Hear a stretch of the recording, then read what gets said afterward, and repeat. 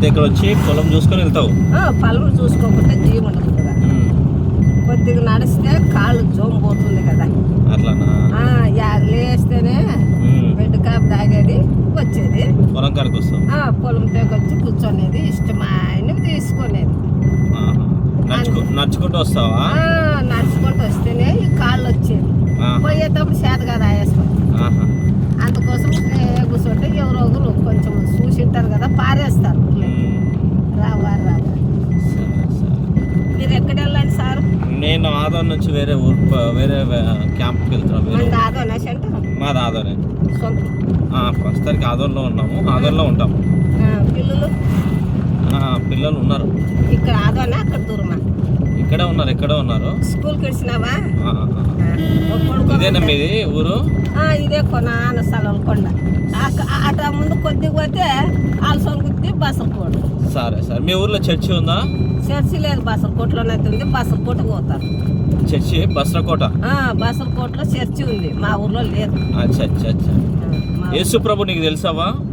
యేసు ప్రభు తెలుసు, ఆసుపత్రికి పోతుంటాను, బాగా తెలుసు. యేసు ప్రభు హాస్పిటల్ ఉందా? హాస్పిటల్ అంటే యేసు ప్రభు గురించి అయితే పోరు కానీ హాస్పిటల్ గురించి వెళ్తారు అంతే. ఆసుపత్రికి పోయి వెళ్తేనే ఆయన ప్రార్థన చెప్పేదాకా ఆ జ్ఞానంలో పోతాం కదా. అట్లే బుక్ తీసుకొని ఎప్పుడో ఎవరు తెలిసినట్లు ఆదివారం వెళ్తాం సార్. అంతే. అది కాదు పెద్దమ్మా, నువ్వు చర్చికి వెళ్తావా? నానేమి ఎప్పుడోసారి వెళ్తాను, రోజేం వెళ్ళను. ఇక్కడ చూడు, ఇక్కడ నా దిక్కు చూడు. చర్చికి వెళ్తావా? వెళ్తాను అనుకో. ఆసుపత్రికి పోయినాక ఆయన బుక్ ప్రార్థన చేసినాక కూర్చుంటే ఆ జ్ఞానంలో ఉంటే నెలకోసారి పోయేది, ఆత్మ చేసుకునేది వచ్చేది. అట్లా నెలకోసారి పోతావు? నెలకోసారి పోయేది, ఇంకెక్కువ. అంటే మీరు గొల్లోళ్ళు కాదు? నీకు యేసు ప్రభు తెలుసు కదా? తెలుసు. సరే, మరి కొద్దిగా ఈ మతంలో ఉండాం కదా, నామదారులని. నేను ఒకటి చెప్తాను, నువ్వేమనుకోవద్దు. నీకు చెప్పేంత వాడిని అయితే నేను కాదు.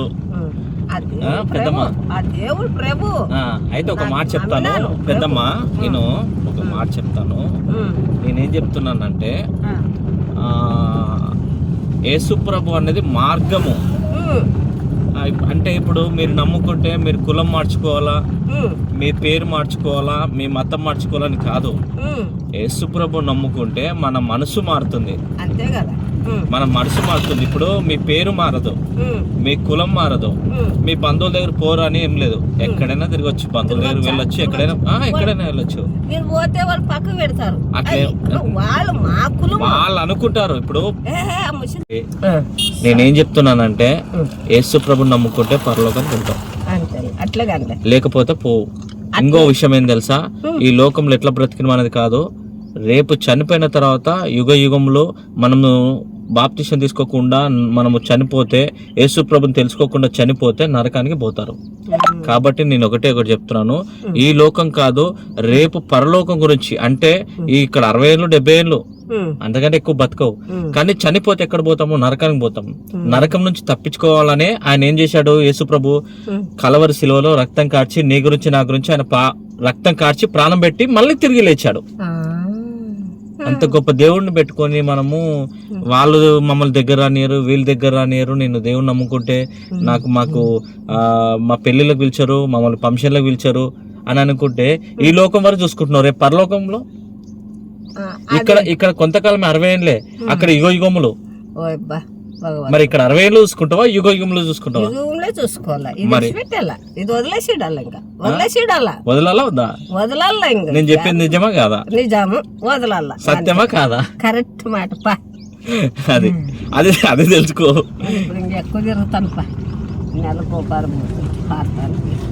ఎందుకంటే నేను చెప్పింది గ్రహించు. మీలాంటి వాళ్ళు ఎంతమంది తెలియని వాళ్ళు ఏం చేస్తున్నారంటే, ఇప్పుడు మన కులంను బట్టి, మతంను బట్టి, వాళ్ళని బట్టి, వీళ్ళని బట్టి, వాళ్ళేమంటారో వాళ్ళేమంటారో అని భయపడి పోతలేరు, తెలుసుకుంటలేరు.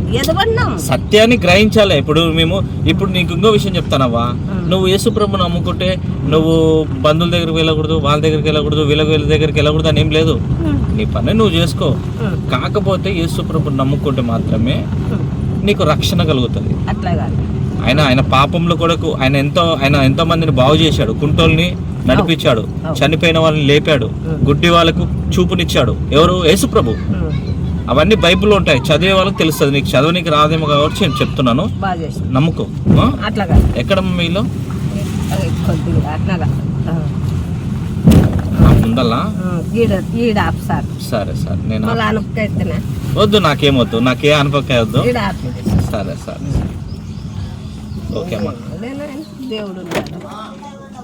అమ్మా మంచి తల్లి, మంచిదమ్మా. థ్యాంక్ యూ అమ్మా, థ్యాంక్ యూ.